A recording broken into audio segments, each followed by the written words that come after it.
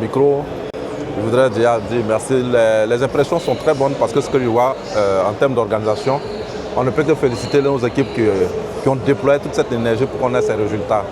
Donc naturellement, la communication qui fait un travail d'arrache-pied depuis le lancement du SARA, aujourd'hui on voit le résultat, il est là. C'est vrai, nous sommes aujourd'hui à un rendez-vous mondial parce que la Côte d'Ivoire, comme vous l'avez dit tout à l'heure, est classée quand même au premier rang de producteurs en termes de cacao comme l'ANACAD qui nous concerne nous. L'ANACAD se fait naturellement par les producteurs à la base, mais il y a des acheteurs parce que le producteur pris dans sa circonscription, lui seul ne peut pas exporter le produit. Donc il faut forcément des intermédiaires et ces intermédiaires qui ne sont pas du tout négligeables, ils sont significatifs dans le système de commercialisation de l'ANACAD en Côte d'Ivoire, ce sont les acheteurs. Les acheteurs, c'est leur appellation commune. Et donc ces acheteurs sont organisés sur le terrain. Ils ont leur association dont le président est à ma droite ici avec l'un de ses collaborateurs qui sont tous membres de l'OIA. Le président des acheteurs qui est M. Kone Diakadia, mon frère, et en même temps vice-président aussi de l'OIA. Avec à sa gauche M. Aboulaye Smaoro, qui est aussi administrateur à l'OIA. On voit plus ou moins les efforts qu'ils conjuguent, les efforts qu'ils déploient sur le terrain, mais malheureusement par moments ils sont un peu limités parce qu'ils n'ont pas la capacité financière, la surface financière qui leur permet de faire l'enlèvement des produits. Et donc je voudrais profiter de ce micro pour aussi rendre un vibrant hommage au président de la République qui la commercialisation soit soutenue. Ça a été toujours notre vision, ça a été toujours notre objectif, que la commercialisation intérieure soit l'affaire des nationaux, que la commercialisation intérieure soit maîtrisée sinon sous le contrôle des nationaux. Et sans le financement, on ne peut pas avoir le contrôle ni la maîtrise de ce cycle, de cette portion de ce segment du cycle d'exploitation. Donc le Conseil Coton ANACAD a écouté nos cris de cœur. Depuis plusieurs années, on le disait, mais cette année, ça a été chose faite. Il y a un système qui est mis en place pour pouvoir nous permettre de garantir le minimum de prix qu'on communique aux producteurs qui est de 425. Donc ce mécanisme qui a été mis en place par le Conseil Coton ANACAD, naturellement avec l'assistance des acteurs donc, de l'OIA, aujourd'hui en bonne marche. En bonne marche, c'est une question d'argent, c'est une question de délai.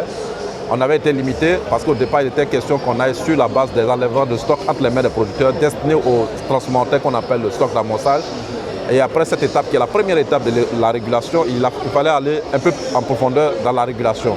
Donc la deuxième étape qui a été consacrée à la plus grande partie de la régulation, c'était d'alimenter les magasins régulateurs au cas où, par exemple, ils se trouveraient sur le marché ou bien sur le terrain, il n'y a pas trop de présence. Parce que comme on le dit, c'est des produits d'exportation, quand il n'y a pas trop de présence sur le terrain, le prix a tendance à baisser. Et comme on veut tout faire pour que le prix de 425 soit garanti, donc il faut suffisamment d'argent sur le terrain. Et le Conseil a travaillé naturellement avec l'appui de l'État de Côte d'Ivoire, du gouvernement, pour pouvoir avoir les accords auprès des banques, pour permettre à l'ensemble des acteurs, surtout les acheteurs, d'être financés, avoir le financement nécessaire pour faire l'enlèvement des stocks résiduels entre les mains des producteurs, pour que les producteurs soient prospères comme on l'a tous dit. Merci beaucoup, M. le Président. Merci. Toujours est-il qu'aujourd'hui, au niveau des producteurs, on rencontre encore des petites incompréhensions sur le traitement du produit pour la qualité.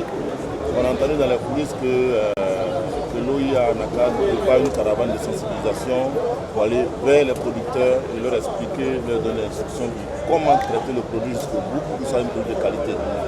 Qu'est-ce qu'il en est? C'est déjà, la qualité, c'est elle qui définit le prix. Il faut qu'on retienne cela. La qualité, c'est l'élément déterminant du prix. Parce que nos produits sont vendus à l'international et malheureusement, il est en compétition avec des produits venant d'autres pays. Oui. Donc la qualité devient l'élément déterminant du prix. Donc pour que la Côte d'Ivoire puisse avoir un meilleur positionnement, donc par ricochet, pour que le producteur puisse avoir un bon revenu, donc qui découle de la commercialisation de sa production, il faut que ça soit du produit de qualité. Donc on doit mettre sur le marché international des produits de qualité. Et cette qualité part depuis le producteur, donc dans l'observation des bonnes pratiques agricoles. Mais le producteur peut avoir fait l'observation des bonnes pratiques agricoles pour avoir un produit de qualité, mais si après la récolte, comme on appelle les périodes post-récolte, si les critères qu'on appelle l'itinéraire technique ne sont pas respectés, vous allez voir que le produit peut encore se dégrader. La qualité, c'est tout un ensemble. C'est un ensemble de paramètres qui rentrent en ligne de compte.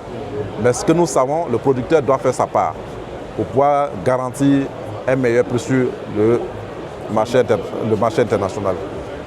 Les acheteurs qui sont les intermédiaires, eux aussi ils ont leur part à faire Une fois que le produit est enlevé entre les mains des producteurs, ils ont aussi un reconditionnement à faire à leur niveau pour que le produit soit amélioré en termes de qualité ou qu'ils maintiennent au moins la qualité qu'ils ont pu obtenir du producteur. Donc la sensibilisation qui sera menée, c'est une campagne mixte, une campagne qui va dans le sens de sensibiliser, on va dire, les producteurs à améliorer davantage la qualité du moins pour que la Côte d'Ivoire puisse améliorer, sinon renforcer sa position à l'international. Mais en dehors de ça, cette campagne sera aussi orientée vers l'identification qui vient aussi renforcer la compétitivité de notre chaîne, de notre filière du moins à l'international. Donc l'identification pour nous, c'est la porte ouverte à l'ensemble. En quoi est-ce que ça va consister, l'identification? L'identification, ça consiste au recensement des producteurs, les producteurs eux-mêmes et puis leurs parcelles. Donc la géolocalisation adossée au recensement. C'est les deux éléments réunis qu'on appelle l'identification. Donc cette identification est plus orientée vers les producteurs. C'est quoi l'avantage d'un producteur identifié? L'avantage d'un producteur identifié, comme je disais, l'identification ouvre la porte à la réalisation de toutes sortes de projets qu'on peut imaginer. Ça facilite la traçabilité, ça facilite la distribution par exemple de la sacherie, ça facilite aussi des avantages qui pourraient venir de l'État de Côte d'Ivoire en cas de paiement par exemple de subventions.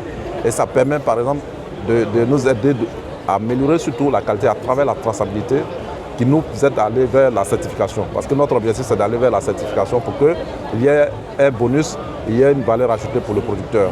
Même s'il n'arrive pas à la transformation, mais le fait de certifier le produit déjà, ça lui permet d'améliorer un peu son revenu. Voilà. Merci beaucoup, M. le Président. Merci. Nous sommes au Sahara et on va dire bonne fête parce qu'après tout, c'est une fête. Nous sommes aussi avec le président des acheteurs qui est là avec son collaborateur. Merci beaucoup. Nous espérons passer une très belle semaine ensemble. Merci. Nous allons faire en sorte que tous les visiteurs puissent venir ici dans le stand pour que nous puissions tester leur connaissance du produit anacarde en Côte d'Ivoire. Parce que beaucoup d'Ivoiriens voient ce produit de loin, mais ne savent pas que c'est un produit qui peut changer la vie du citoyen. Le cacao est déjà positionné, le café aussi, et l'anacarde vient très fort. Et à ce sujet, l'OIA est là depuis combien de temps? Nous sommes là depuis 2022, officiellement le 26 octobre 2022. Il y a beaucoup qui a été fait. Bon, on peut dire beaucoup est fait, mais il reste encore beaucoup à faire parce qu'on n'a pas encore atteint nos objectifs. Voilà. On est dans la vision, mais on n'a pas encore atteint nos objectifs. Mais ça sera fait. Ça sera fait par la grâce de Dieu, avec l'effort de l'ensemble des